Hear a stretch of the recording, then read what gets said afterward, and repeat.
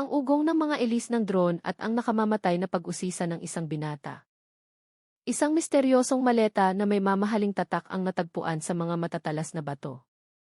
Sa loob nito, isang katawang pinagputol-putol ang nakahimlay na naninigas. Sinong malupit na salarin ang may kakayahang gumawa ng ganito kabrutal na krimen sa lupain ng Batangas? Ito ay hindi lamang isang simpleng kwento ng paghahanap sa isang mamatay tao. Ito ay isang paglalakbay sa pag-unawa sa isang may sakit na isipan. Isang nakalalasong relasyon na nababalot ng karangyaan ng mga elitista sa lipunan ng Maynila. At isang babala na ang obsesyon sa pagiging perpekto ay maaaring gawing isang demonyong may malamig na dugo ang isang henyo.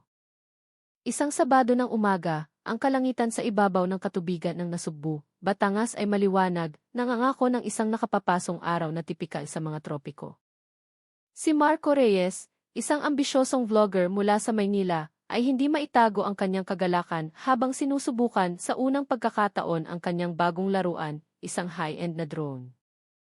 Nais niyang kunan ng video ang pinakakahanga-hangang tanawin mula sa matatarik na bangin sa lugar ng Punta Talim, kung saan ang mga alon mula sa West Philippine Sea ay walang awang humahampas araw at gabi. Nais niyang hulihin ang mailap na kaluluwa ng Batangas sa pamamagitan ng lente ng teknolohiya. Ngunit ang kanyang mga kamay na naninigas pa ay naging sanhi ng isang alanganing pagkilos. Isang biglaang bugso ng hangin mula sa dagat ang nagpayanig sa drone, nawalan ito ng direksyon, at lumipad ng walang kontrol palabas sa planadong lugar, tinatahak ang mga siwang ng mga nakatagong batuhan na bihirang tapakan ng mga turista. Sa pamamagitan ng screen ng kontrol, napabuntong hininga ng maluwag si Marco nang muling naging matatag ang aparato. Balak na sana niyang ibalik ito. Subalit, isang kakaibang tanawin ang biglang nakakuha ng kanyang pansin. Sa gitna ng libu-libong matutulis na itim na bato at puting bula ng alon, isang bagay na lubos na naiba ang nakita. Ito ay isang itim na maleta para sa paglalakbay. Hindi ito isang murang maleta o sira-sirang gamit na naanod mula sa bangka ng mangingisda. Sa halip, ang maleta ay mukhang napakarangya, makintab na itim na may matigas na pabalat. Bagamat may mga gasgas na dahil sa pagtama sa mga bato, ang bagay na iyon ay naipit sa siwang ng mga bato, kalahating nakalubog sa ilalim ng madilim na asul na tubig dagat. Para itong isang madilim na sikreto na sinusubukang magtago, ngunit kabalintunaan namang nabunyag. Ang pag-usisa ay nanaig sa isang bahagyang takot. Maingat na ibinaba ni Marco ang taas ng kanyang drone. Pinalaki niya ang imahe gamit ang zoom. Ang kandado ng maleta ay tila sinira o nasira na. Isang malamig na kaba ang gumapang sa likod ng binata. Tiyak na hindi ito nawawalang bagahe ng isang turista. Mayroong isang bagay na lubhang mali rito. Ang tunog ng sirena ng pulisya ang bumasag sa katahimikan ng umaga sa tabing dagat. Wala pang isang oras matapos ang nanginginig na tawag mula kay Marco, ang paanan ng mga burol ng Punta Talim ay napalibutan na ng police line. Nakatayo sa pinakamataas na bato, pinamumunuan ang pagkuha ng ebidensya, patungo sa lupa ay si Police Major Dante Lacson, isang senior na investigador mula sa FE Regional Office. Ang kanyang mukha ay seryoso, ang kanyang balat na kayumanggi ay sinunog ng araw at hangin ng dagat. Ang kanyang matalas na itim na mga mata sa ilalim ng makapal na kilay ay laging nagpapakita ng otoridad na nagbibigay daan sa sinuman na mag-atubili. May ugali si Lacson na manahimik at magmasid, humihigpit ng sigarilyo habang nakatitig sa crime scene, na para bang nakikinig siya sa mga kaluluwang nagsasalaysay. Nang ang mabigat na maleta ay dahan-dahang dinala sa buhanginan ng Soko team, tila bumigat ang hangin. Lahat ng mata ay nakatuon dito. Naghihintay. Isang forensic officer na may pag-iingat na gumamit ng bolt cutter upang sirain ang natitirang kandado. Isang tuyong tunog ng pag-click ang narinig. Dahan-dahang bumukas ang takip ng maleta. Agad na kumalat sa hangin ang isang masangsang at nakasusuklam na amoy. Humalo ito sa maalat na amoy ng dagat na nagpanginig kahit sa mga pinakabeteranong pulis. Sa loob, hindi mga damit o personal na gamit ang laman.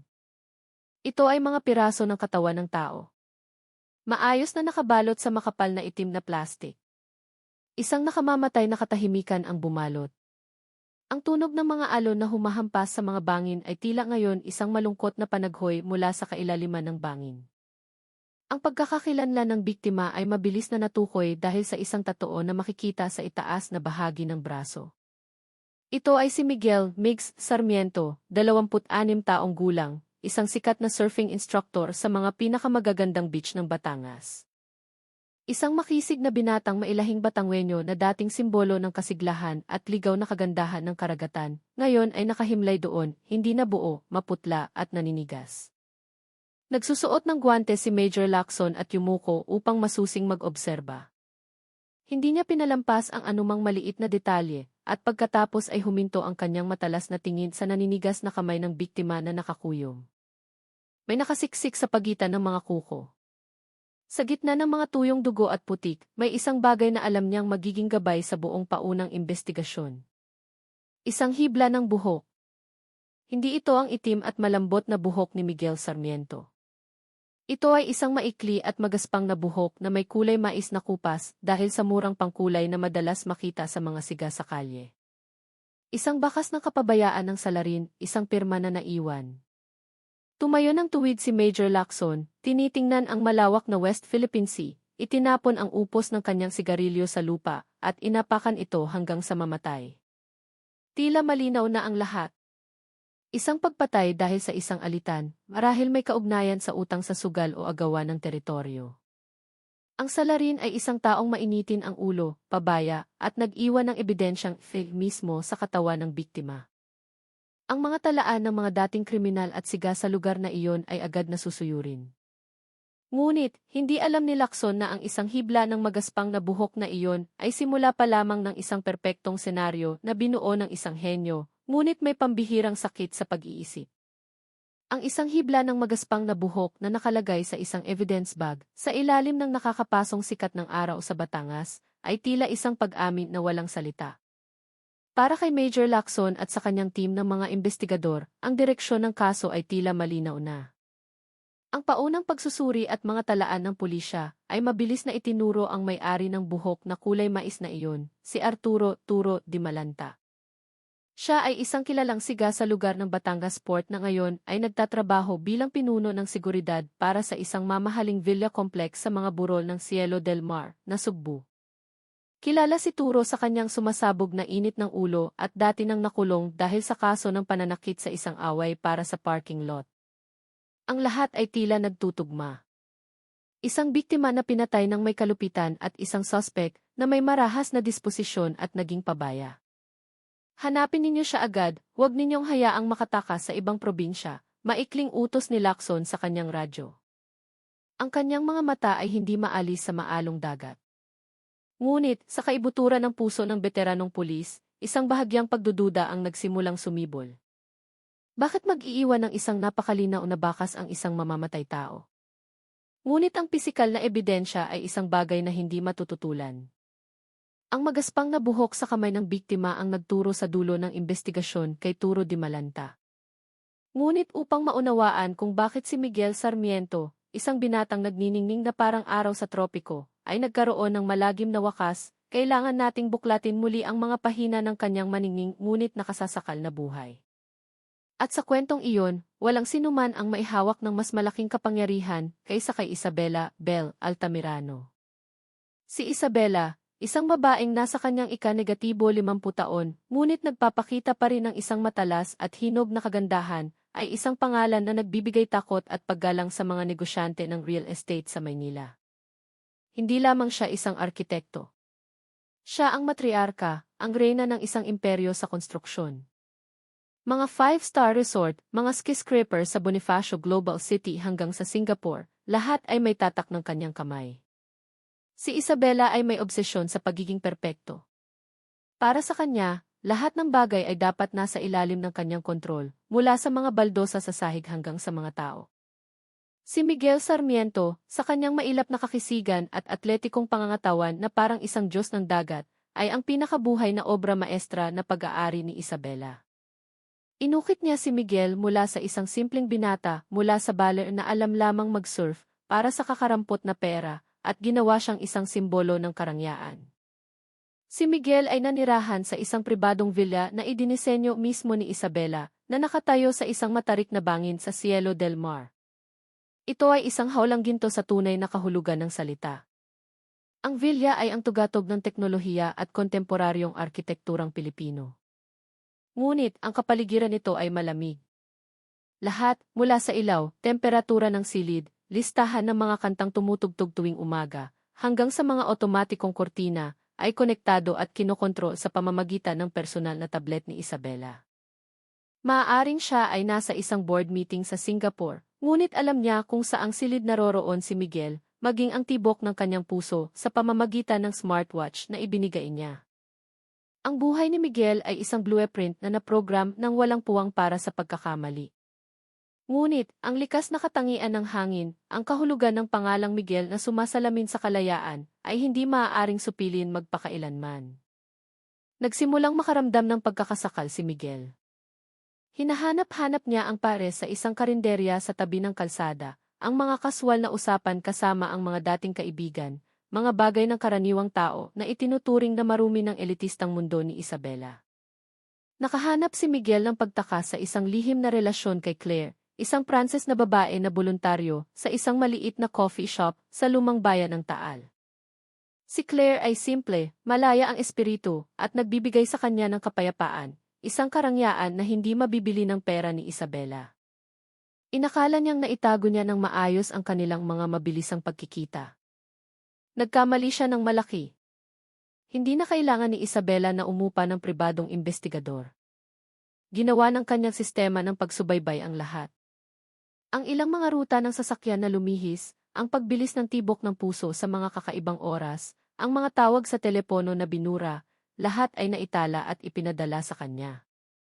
Ngunit ang tugon ni Isabela ang nagpakita kung gaano kasindak-sindak ang babaeng ito. Walang pagsiselos na sumabog, walang pagmumura. Ang kanyang pananahimik ay mas malamig pa kaysa sa hangin ng gabi sa tuktok ng bundok makiling. Ilang linggo pagkatapos, ang coffee shop kung saan nagtatrabaho si Claire ay biglang sinalanta ng sunod-sunod na problema. Ang mga drug enforcer ay patuloy na nag-iinspeksyon sa kanilang business permit. Biglang natuklasan ng Department of Health ang mga gawa-gawang issue sa kalinisan ng pagkain. Ang may-ari ng coffee shop ay hindi kinaya ang presyon mula sa mga hindi nakikitang kamay at napilitang isara ang kanyang negosyo. Nawalan ng trabaho si Claire. Nagkaproblema ang kanyang visa at napilitang maghanda para umuwi sa kanyang bansa. Hindi na kailangang direktang kumilos ni Isabela.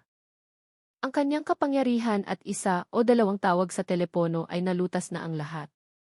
Nang gabing iyon, nang bumalik si Miguel sa villa matapos aliwin si Claire, nakaupo si Isabela sa tabi ng infinity pool, may hawak na isang baso ng red wine, nakatingin sa mga kumikinang na ilaw ng Batangas sa ibaba. Isang pangungusap lamang ang kanyang binigkas. Ang kanyang boses ay malumanay ngunit tumatago sa buto. Sa labas, kung wala ang aking proteksyon. Nakikita mo ba kung gaano kalupit ang mundo, Miguel? Natigilan si Miguel. Naunawaan niya ang lahat. Napagtanto niya na hindi lamang siya kontrolado sa pisikal na paraan, kundi napapalibutan din ng isang hindi nakikitang network ng kapangyarihan. Siya ay nanginginig. Ang kanyang paunang galit ay napalitan ng isang napakalaking takot. Alam niyang hindi siya makakatakas. Mula noon, muling tinanggap ni Miguel ang papel bilang isang display na kasintahan ng may pagsunod. Ngunit, ang gintong hawla ay mas masikip na ngayon kaysa dati. Naglagay si Isabela ng mga karagdagang kamera sa mga tagong sulok. Maging ang mga tawag ni Miguel sa kanyang ina sa probinsya ay binabantayan. Si Miguel ay naging isang kanaryong nakakulong sa pinakamagandang hawla. Ang kanyang huni ngayon ay mga buntong hininga na lamang ng kawalan ng pag-asa. Nawala na sa kanya ang lahat, mula sa kalayaan hanggang sa kanyang amor proprio, bilang isang lalaking Batangueño. Ang takot ay maaaring ikulong ang isang tao, ngunit hindi nito kayang patayin ang pagnanasa para sa kalayaan. Para kay Miguel Sarmiento, ang pagnanasang iyon ay nag-aalab na parang huling apoy bago mamatay. Napagtanto niyang imposibleng labanan ang kapangyarihan ng angkan ng mga Altamirano ng direkta sa lupang ito. Kailangan niyang tumakas. Ang pagkakataon ay dumating ng lihim niyang kinontak si Claire. Kahit na pinilit na umalis, si Claire ay nanatili pa rin sa Maynila, naghihintay ng visa. Sa pamamagitan ng mga naka-encrypt na mensahe sa signal at isang anonymous na email, binuo nila ang isang plano ng pagtakas. Si Claire ang mag-aayos ng mga peking dokumento. Magkikita sila sa pantalan ng Batangas, tatawid papuntang Mindoro at mula doon ay lilipad papuntang ibang bansa. Isang mundong ganap na naiiba, kung saan walang disenyo ni Isabela. Sa unang pagkakataon sa loob ng maraming buwan, naramdaman ni Miguel na muling dumaloy ng mabilis ang dugo sa kanyang mga ugat. Naramdaman niyang tunay na buhay siya. Ngunit nakalimutan niya. Sa mundong high-tech na binuo ni Isabela, ang mga lihim ay hindi kailanman nagtatagal. Isang beses na nakalimutang mag-logout sa email account sa tablet na ginagamit nilang dalawa sa sala. Ang isang maliit na pagkakamaling iyon ay sapat na upang gumuho ang lahat. Nang hapong iyon na magiging mapagpasya, dahan-dahang lumubog ang araw sa West Philippine Sea, kinukulayan ang kalangitan ng Batangas ng nag-aalab na kulay kahel at pula na parang kulay ng dugo. Kagagaling lang ni Miguel sa kanyang huling sesyon ng surfing. Ang kanyang puso ay puno ng pag-asa para sa paglalakbay ngayong gabi. Ngunit, naghihintay na si Isabela sa entertainment room. Isang silid na may malalaking pader na salamin na direktang nakaharap sa maalong karagatan. Hindi siya humihigop ng tsaa tulad ng dati.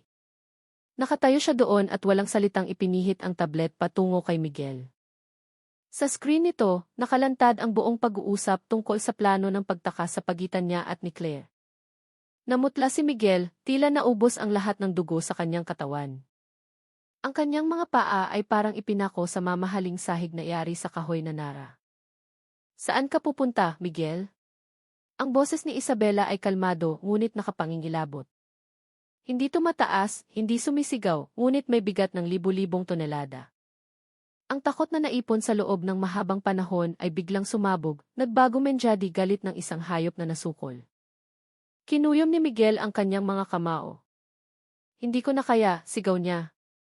Ang kanyang boses ay basag dahil sa emosyon. Tawa ko, hindi isang palamuti sa iyong koleksyon.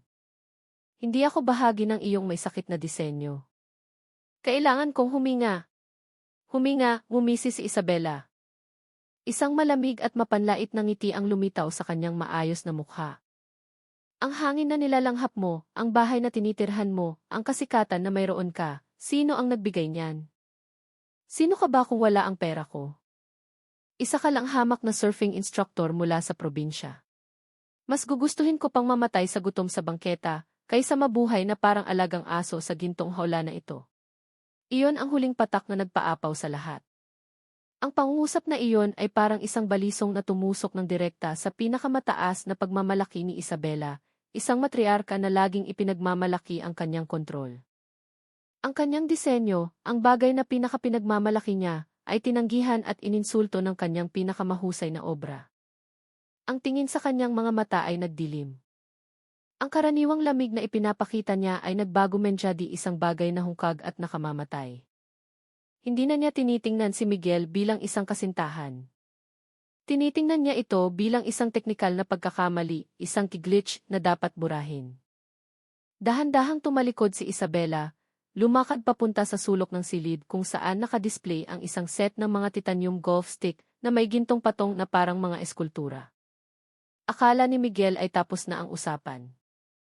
Tinalikuran niya si Isabela, tumingin sa dagat, huminga ng malalim upang pakalmahin ang sarili, iniisip kung dapat na siyang tumakbo ngayon o maghintay ng ibang pagkakataon. Iyon ang huling pagkakamali sa kanyang buhay. Kinuha ni Isabela ang driver, ang pinakamahaba at pinakamabigat na uri ng stick. Lumakad siya sa makapal na wool carpet, papalapit sa likod ni Miguel nang walang anumang ingay. At pagkatapos, na may malamig na katumpakan ng isang arkitekto na nakalkula na ang bigat, iwinasiwas niya ang stick. Isang tuyong tunog ng kiblagi ang narinig, natabunan ng hampas ng alon sa labas ng pader na salamin. Bumagsak si Miguel sa sahig. Ang dugo mula sa likod ng kanyang ulo ay dumaloy ng malakas sa imported na wool carpet mula sa New Zealand, bumubuo ng isang nakapangingilabot na pulang mansa sa ibabaw ng kulay abong alpombra. Ang kanyang katawan ay nangisay ng ilang beses, pagkatapos ay nanahimik. Isang nakabibinging katahimikan ang bumalot sa silid. Nakatayo doon si Isabela, nakatingin sa bangkay. Ang kanyang paghinga ay regular. walang gulat, walang pagsisisi. Sa loob ng kanyang henyong isipan, isang komplikadong problema ang kalulutas lang, at kasabay nito, isang bagong plano, isang ibang disenyo, ang nagsimulang mabuo sa bilis ng isang supercomputer. Isang disenyo para sa isang perpektong krimen. Sino ang pinakagalit kay Miguel? Sino ang may motibo? Sino ang mainitin ang ulo at madaling isabit? Agad na lumabas ang sagot. Si Turo Di Malanta, ang hepe ng seguridad ng villa. Ang taong laging hayagang naiinggit sa espesyal na pagtrato ni Isabela kay Miguel. Laging itinuturing ni Turo si Miguel bilang isang lalaking bayaran. Siya ang perpektong pain. Inilabas ni Isabela ang kanyang telepono. Ang kanyang boses ay muling naging may otoridad tulad ng dati, walang kahit kaunting panginginig. Turo, umakyat ka sa main villa ngayon. Mayroong kagyat na problema sa mga security camera. Nang dumating si Turo na humihingal, inihanda na ni Isabela ang senaryo. Sinabi niyang kailangan niyang suriin ang ilang blind spot ng kamera sa pasilyo dahil naghihinala siya na may pumasok. Habang si Turo ay nakayuko at nakatingin sa computer screen, lumakad si Isabela sa likod niya. Nagkunwaring nakikitingin din. Ang kanyang mga daliring makinis at alaga ay dumampi sa balikat ng siga, at sa isang iglap, binunot niya ng malakas ang isang hibla ng magaspang na buhok ni Turo. Nagulat si Turo at napalingon habang kinakamot ang ulo. Aray, maam. Nako, pasensya na, may malaking lamok. Umiti si Isabela. Isang palakaibigang ngiti na napakabihira, kaya't nailang ang siga. Pagkatapos, kumuha si Isabela ng isang makapal na bungkos ng pera mula sa safe at isinuksok ito sa kamay ni Turo. Bonus dahil masipag ka ngayong gabi. Gamitin mo para makipag-inuman sa mga bata mo. Yumuko si Turo na nagpapasalamat ng may kagalakan at pagkatapos ay umuwi. Hindi niya namalayan na katatanggap lang niya ng bayad para sa pangunahing papel sa isang kaso ng malupit na pagpatay. Nang gabing iyon, sa katahimikan ng mamahaling villa sa ilalim ng malamlam na ilaw, isinagawa ni Isabela ang huling yugto. Sa isang kapanatagan na nakapagpapatayo ng balahibo, kinalagkad niya ang bangkay ni Miguel sa malawak na banyong gawa sa marmol. Bawat hiwa, bawat kilos, ay kinakalkula ng may katumpakan, kasing linis ng pagputol niya ng isang scale model. Maingat niyang itinanim ang magaspang na buhok ni Turo sa pagitan ng mga kuko ng biktima, idiniin ito ng malalim upang hindi matanggal. Matapos ang lahat, inilagay niya ang mga bahagi ng katawan sa loob ng mamahaling itim na tumi na maleta. Ginamit niya ang isang lumang pick-up truck ng hardinero. Isang sasakyan na walang giyik, at nagmaneho papunta sa liblib na lugar ng puntatalim sa gitna ng kadiliman. Sa buong lakas, itinulak niya ang maleta sa dagat kung saan naghihintay ang mababangis na alon. Hinila ng alon ang maleta, dala ang isang nakapangingilabot na sikreto at isang hatol na kamatayan na naisulat na para kay Turo. Nakatayo si Isabela sa ibabaw ng bato. Hinahangin ng dagat ang kanyang buhok. Ang kanyang mukha ay walang ekspresyon. Malamig na parang batong bulkan sa ilalim ng kanyang mga paa. Ang disenyo ay tapos na. Ang imbestigasyon matapos matagpuan ang hibla ng buhok sa crime scene ay kumilos na kasing bilis ng isang bagyo sa tropiko. Ang sample ng EKG ay agad na sinuri sa laboratorio ng EKG at ang resulta ay halos agad na nagturo sa isang pangalan na hindi na bago sa mga talaan ng pulisya. Zulkifli o mas kilala bilang Turo Di Malanta. Lahat ay tila nagtutugma sa isang nakapangingilabot na pagiging perpekto. Si Turo ay may criminal record, ay hayag na alitan sa biktima, at higit sa lahat, ang kanyang ihiki ay nasa kamay mismo ng bangkay. Isinagawa ang operasyon ng pag-aresto ng gabing iyon din.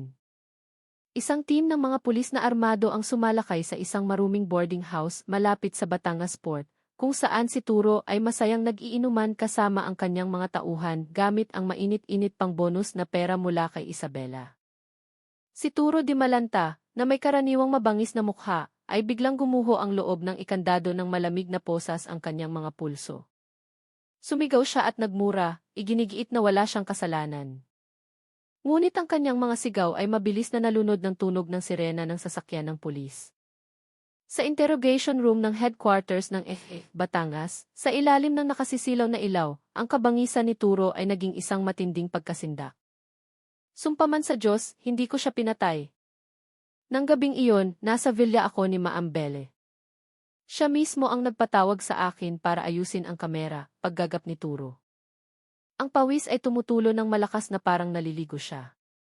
Ang kanyang mga mata ay pula dahil sa alak at takot. Binigyan pa niya ako ng pera. Itong perang hawak ko. Ang kanyang testimonya ay tuwirang tinanggihan ng mga investigador. Ito ay isang napakahinang alibi, masyadong klitsch. Isang lasing na siga na sinusubukang ibato ang sisi sa isang kagalang-galang na negosyante. Isang figura na iginagalang sa buong Maynila at Batangas, parang isang biro. Bukod pa rito, ang motibo ay napakalinaw na.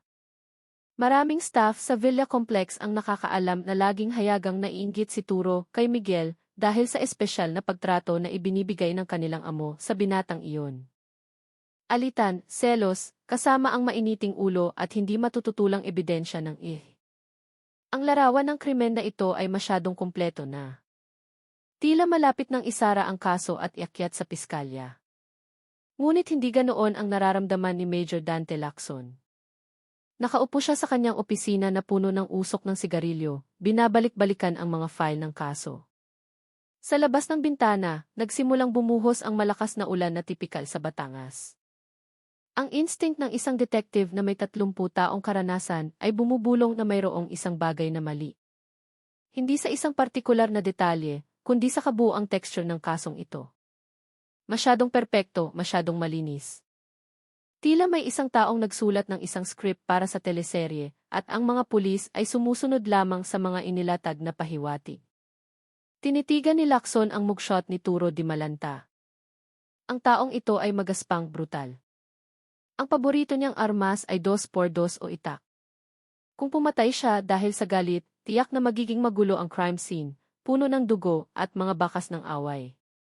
Hindi magkakaroon si Turo ng kapanatagan, kaalaman sa anatomiya, at talino upang pagputol-putulin ng maayos ang biktima, linisin ang lahat ng biological na bakas, at pagkatapos ay ilagay ito sa isang tumi na maleta na nagkakahalaga ng daan-daang libong piso para itapon. Ang isang berdugo ay hindi biglang magiging isang siruhano sa isang gabi, bulong ni Lacson. Ang krimeng ito ay may ibang pirma, malamig, metodikal, masusi at malupit na may aristokratikong estilo. Dala nito ang bakas ng isang nagdisenyo. Ang isipang iyon ay patuloy na umiikot sa ulo ni Major Lacson. Naalala niya noong kinukuha niya ang pahayag ni Isabela Altamirano sa kanyang villa. Ang babae ay tila malungkot, kooperatibo, nagbuhos ng tsaa para sa mga pulis na may magarang kilos. Ngunit ang kanyang mga mata ay hindi. Sa likod ng kanyang panlabas na kahinahunan, mayroong isang malamig na kahungkagan na parang isang malalim na lawa na hindi makita ang ilalim. Masyado siyang kalmado para sa pagkamatay ng isang kasintahan. Pinatay ni Lacson ang kanyang sigarilyo. Nagpasya siyang kailangan niyang maghanap ng isang bagay sa labas ng script. Isang pahiwatig na hindi pinili ng salarin. Itinaas niya ang telepono at tinawagan ang hepe ng Forensic Division. Gusto kong suriin ninyong muli ang lahat ng ebidensya, matigas na sabi ni Lacson. Huwag ninyong tingnan lang ang bangkay o ang buhok. Gusto kong himain ninyo ang maleta at ang damit ng biktima. Na para bang ito ang unang beses na natagpuan. Hanapin ninyo ang alikabok, mga microparticle, kahit anong hindi galing sa dalampasigan o sa boarding house ni Turo. Pero, sir, maisite na tayo pag-aalinlangan ang boses sa kabilang linya. Gawin ninyo, sigaw niya, binabasag ang kanyang karaniwang kahinahunan. Hinala ko'y ginigiring tayo ng isang matandang soro. Alam niyang upang mahanap ang mga microscopic na bakas na maaaring nakaligtaan ng pumatay, hindi sapat ang karaniwang kagamitan. Humiling siya na ang mga mahahalagang sample ay ipadala sa pinakamodernong laboratorio sa Camp Creme para suriin gamit ang isang electron microscope. Lumipas ang mga araw sa tensyon. Ang pressure mula sa itaas upang isara ang kaso ay lumalaki dahil nagsimula ng pagpiestahan ng media ang issue ng mayamang ginang at ang kanyang batang kasintahan. At pagkatapos, isang tawag mula sa Maynila ang bumasag sa katahimikan sa opisina ni Lacson. Major Lacson. May natagpuan kaming ilang napaka-interesanting bagay, may kumpiyansang sabi ng forensic expert sa kabilang linya. Sa mga siwang ng gulong ng maleta at sa panloob na tela, nakadetect kami ng ilang butil ng kakaibang buhangin. Buhangin sa dagat, tanong ni Lacson. Hindi po. At ang pagsusuri sa kristal ay nagpapakita na ito ay sobrang pinong quartz sand na dumaan sa isang proseso ng kemikal. Ang uri na ito ay wala sa mga dalampasigan ng puntatalim. Ito ay isang espesyal na uri na ginagamit para sa mga water filtration system ng mga high-class na infinity pool. Tumibok ng mabilis ang puso ni Major Lacson. Heto na! Isang detalye na hindi tumutugma kay Turo, ang siga sa pantalan. Mayroon pa ba, pag-udyok niya? Meron pa, sir. At ito'y mas mahalaga. Nang iskan namin ang damit ng biktima, nakakita kami ng napakaliit na hibla ng tela na hindi makita ng mata. Ang istruktura ng pagkakahabi nito ay napaka-espesipiko. Matapos itong itugma sa International Textile Material Database, nakumpirma naming galing ito sa isang uri ng premium wool carpet na eksklusibong ini-import mula sa New Zealand ng isang kumpanya ng interior design. At ang listahan ng mga kliyenteng na nag-import ng ganitong uri ng carpet sa Batangas ay iisa lang. Ang palaisipan ay mayroon na ngayong mga bagong piraso, mas malinaw kaysa dati. Tumingin si Major Lacson sa labas ng bintana. Tumila na ang ulan. Alam na niya kung sino ang kanyang kinakaharap. Hindi isang mainiting ulong siga, kundi isang matalinong demonyo na nagtatago sa likod ng maskara ng isang kagalang-galang na matriarka. Ang dalawang maliit na pahiwatig na iyon, ang mga butil ng buhangin at ang hibla ng lana, ay naging bakal na susi upang buksan ang pinto ng lihim. Itinuro nila ang isang malabo, ngunit tiyak na landas na diretsyo sa pintuan ng mamahaling villa sa bangin ng Cielo del Mar, na pag-aari ni Isabela Altamirano. Habang ang konvoy ng mga sasakyan ng pulis na may umiikot na ilaw, ngunit walang sirena, ay dahan-dahang umaakyat sa matarik na daan patungo sa tuktok ng Cielo del Mar. Ang hangin ng dapit hapon ay tila bumigat na parang isang kwerdas ng gitara na mahigpit na hinihila. Sinadya ni Major Lacson na huwag buksan ang sirena. Nais niyang panatilihin ang elemento ng sorpresa hanggang sa huling sandali. Ang matibay na bakal na tarangkahan ng villa ay dahan-dahang bumukas matapos iabot ang isang search warrant sa nanginginig na security guard. Nang pumasok ang team ng mga investigador sa bakuran, tila sila napadpad sa ibang mundo. Isang art installation space, isang infinity pool na sumasalamin sa nag-aalab na pulang kalangitan, at isang nakabibinging katahimikan.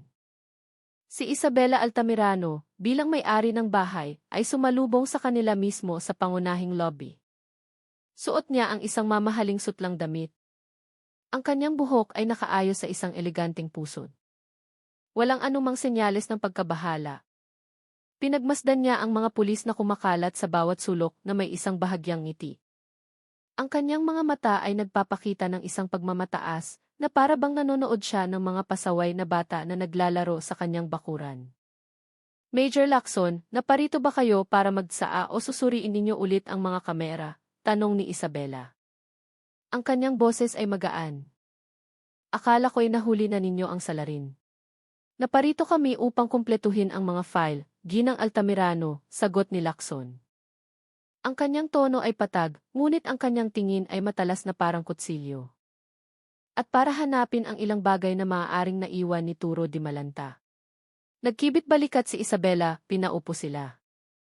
Ngunit ang maskara ng kahinahunan ay nagsimulang magpakita ng mga unang lamat ng ang mga investigador ay hindi tumungo sa control room ng mga kamera, kundi dumiretso sa lugar ng swimming pool. Isang grupo ng mga tekniko ang nagbukas ng takip ng water filtration system, kumuha ng sample ng malinis na puting quartz sand, at inilagay ito sa isang evidence bag. Nanatiling tahimik si Isabela, ngunit dahan-dahan niyang kinuyom ang kanyang sutlang panyo. Sumunod, pumasok sila sa entertainment room. Lumuhod ang Soko team sa ibabaw ng kulay abong wool carpet, gamit ang mga tiyan at isang espesyal na vacuum upang kolektahin ang mga hibla ng tela. Ang kahinahunan sa mukha ni Isabela ay bahagyang nayanig. Alam niya kung ano iyon, ngunit sigurado siyang nalinis niya ito ng napakahusay. Ngunit, ang malakas na suntok mula kay Major Lacson ay nagmula sa sulok ng silid. Kung saan ang set ng mga titanium golf stick ay maayos pa ring nakadisplay sa isang pulang velvet na rack. Sa mata ni Isabela, iyon ay isang tropeo ng tagumpay. Ngunit sa mata ni Lacson, iyon ay isang potensyal na sandata ng pagpatay. Nagsusuot siya ng puting guwantes, lumakad pasulong, at hinugot ang driver. Ang ibabaw ng metal ay kumikinang, sumasalamin sa ilaw mula sa mamahaling chandelier. Ang stick ay nilinis ng napakaingat gamit ang isang espesyal na panlinis. Nag-go-golf po ba kayo, Ginang Altamirano? Tanong ni Lacson habang paikot-ikot niyang hawak ang ulo ng stick. Paminsan-minsan, para lang sa libangan, sagot ni Isabela. Ang kanyang boses ay medyo tuyo. Ang stick na ito ay napakaganda at napakalinis. Masyadong malinis para sa isang gamit pang sports, malamig na komento ni Lacson. Dadalhin namin ang stick na ito para sa pagsusuri. Sa unang pagkakataon, nagpakita si Isabela ng tunay na pagkalito. Lumiit ang kanyang mga balintataw, ngunit tumagal lamang ito ng isang segundo. Mabilis niyang nabawi ang kanyang pagmamataas. Sige lang. Mayroon akong 100 set niyan. Nagsenyas si Lacson sa kanyang mga tauhan upang iselyo ang golf stick. Alam niyang tapos na ang psychological warfare sa crime scene. Ngayon, oras na para magsalita ang agham. Sa forensic laboratory, ang golf stick ay ipinasok sa isang spectrum scanner at sinuri sa ilalim ng isang electron microscope na maisukdulang paglaki. Pinigil ng mga forensic expert ang kanilang paghinga, nakatingin sa monitor. Ang makinis na ibabaw ng titanium ay tila walang anumang iniwan. Nilinis ito ni Isabela ng napakaingat. Ngunit, nakalimutan niya ang isang pangunahing batas ng pisika. Kapag tumama ang metal sa bungo ng may malakas na puwersa, mabubuo ang mga microscopic na gasgas. Heto na, sigaw ng isang opisyal na bumasag sa katahimikan. Sa screen na pinalaki ng libu-libong beses, sa isang napakaliit na gasgas na matatagpuan sa siwang ng isang dekoratibong ukit, isang napakaliit na mansa ng kulay kayumanggi ang nakita. Ang mansa ay napakaliit na hindi makita ng mata at hindi kayang abutin ng basahan ang ilalim ng gasgas. Ang luminol test na isinagawa pagkatapos ay agad na naglabas ng isang asul na ilaw, isang senyales ng pagkakaroon ng dugo. Ang proseso ng pagkuha ng FFA mula sa microsample ng dugo ay isinagawa ng may kagyatan. Ilang oras pagkatapos, ang resulta ay inimprenta at inilagay sa mesa ni Major Lacson. Walang duda. Ang sample ng dugo ay pag-aari ni Miguel Sarmiento. Hawak ni Lacson ang papel ng resulta, tumayo, at inayos ang kanyang uniforme. Sa labas, madilim na ang gabi. Tumingin siya sa direksyon ng Cielo del Mar, kung saan ang mga ilaw mula sa villa ni Isabela ay nagniningning pa rin na parang isang malungkot na bituin. Ihanda ang sasakyan, utos niya sa kanyang mga tauhan. Sunduin ninyo si Ginang Isabela Altamirano. Sa pagkakataong ito, hindi bilang isang saksi. Ang pinto patungo sa hubad na katotohanan ay bukas na. Ang reyna ay malapit nang mapatalsik mula sa kanyang madugong trono. Sa interrogation room ng FF Batangas, ang hangin ay napakabigat na tila maaaring hiwain ng kutsilyo. Si Isabela Altamirano ay nakaupo sa harap ni Major Lacson. Sinusubukan pa rin niyang panatilihing tuwid ang kanyang likod at mapanatili ang pagmamataas ng isang babaeng hindi kailanman natutong yumuko sa harap ng sinuman. Naniniwala siyang hindi siya kayang galawin ng mga pulis na ito. Hindi nagsagawa ng interogasyon si Major Lacson sa karaniwang paraan. Dahan-dahan siyang nagsimulang magkwento. Ikinuwento niya ang tungkol sa isang mahusay na babaeng arkitekto na may obsesyon sa kontrol hanggang sa isang pathological na antas. Nagkwento siya tungkol sa isang kasintahan na ikinulong sa isang gintong hawla, tungkol sa isang pabayang plano ng pagtakas, tungkol sa galit na sumugat sa amor proprio, at tungkol sa isang nakamamatay na pag-swing ng golf stick sa ilalim ng pulang dapit hapon ng Cielo del Mar. Habang nagkukwento, inilalagay niya ang mga larawan ng ebidensya sa mesa, isa-isa, na parang mga domino ng kapalaran, ang buhok ni Turo, ang mga butil ng quartz sand mula sa swimming pool, ang hibla ng wool carpet, at sa huli, ang pinalaking larawan ng mansa ng dugo sa siwang ng gasgas sa titanium golf stick. Kinalkula ninyo ang lahat, parang isang technical drawing, Ginang Altamirano, ang boses ni Lacson ay mabigat at matigas, umalingaw-ngaw sa saradong silid. Gumawa kayo ng isang perpektong peking crime scene para isabit si Turo. Ngunit nakalimutan ninyo, ang krimen ay hindi tulad ng arkitektura, laging mayroong elemento ng kaguluhan. Maaari ninyong linisin ang mansa ng dugo sa ibabaw, ngunit hindi ninyo maaaring burahin ang batas ng pisika. Maaari ninyong itapon ang bangkay, ngunit hindi ninyo maaaring alisin ang lahat ng microscopic na hibla ng lana na kumapit sa damit ng biktima. Ang inyong disenyo ay may isang nakamamatay na depekto. Ang perpektong maskara ng reyna ng real estate ay nadurog. Isang nakabibinging katahimikan ang nagtagal. Hindi umiyak si Isabela, hindi sumigaw o nagmakaawa. Yumuko siya, tinitigan ang larawan ng mansa ng dugo, pagkatapos ay dahan-dahang itinaas ang kanyang ulo at tumingin ng diretso sa mga mata ni Major Lacson. Isang malamig, mailap at baluktot na ngiti ang namutawi sa kanyang mga labi na may matingkad na pulang lipstick. Ang kanyang disenyo, ang kanyang boses ay hindi na magara, kundi matalas at malamig na parang metal. Tama! Naglakas loob siyang sirain ang aking disenyo. Siya ay isang teknikal na pagkakamali. Isang glitch. Naglakas loob siyang insultuhin ang aking obra maestra para sa isang murang babae. At sa aking mundo, anumang may depekto ay dapat itapon at wasakin. Ang pag-amin ay hubad at malupit. Hindi isang pagsisisi, kundi isang huling pagpapatibay ng kanyang pilosopiya sa buhay na otoritarian hanggang sa punto ng kabaliwan. Hindi itinuring ni Isabela si Miguel bilang isang tao, kundi bilang isang sirang bagay na kailangang itapon. Ang tunog ng malamig na posas ay narinig sa pangalawang pagkakataon sa kasong ito. Ngunit sa pagkakataong ito, natagpuan nito ang tamang may-ari. Inilahad ni Isabela Altamirano ang kanyang mga kamay, ang kanyang ulo ay nakatingala pa rin, lumabas na parang naglalakad patungo sa kanyang huling entablado. Iniiwan ang kanyang maningning na karera at ang malaking pangalan ng kanyang pamilya. Si Turo Di Malanta ay nilinis sa kasong pagpatay at pinalaya ng gabing iyon din. Bagamat kailangan pa niyang harapin ang ilang magaan na kaso kaugnay ng panggugulo, lumabas siya mula sa istasyon ng pulis, lumalanghap ng hangin ng kalayaan. Ang kanyang mukha ay maputla habang iniisip na muntik na siyang mamatay para sa kanyang amo. Ang kasong ito ay nagsara at yumanig sa buong bansa.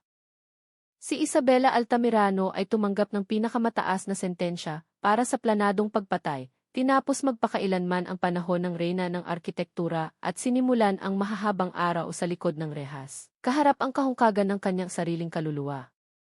Ang kwento ng itim na maleta sa ilalim ng mga bangin ng puntatalim ay naging isang nakapangingilabot na urban legend. Ikinukwento muli ng mga taga-Batangas sa mga kapihan sa tabi ng kalsada o kapag papalubog na ang araw.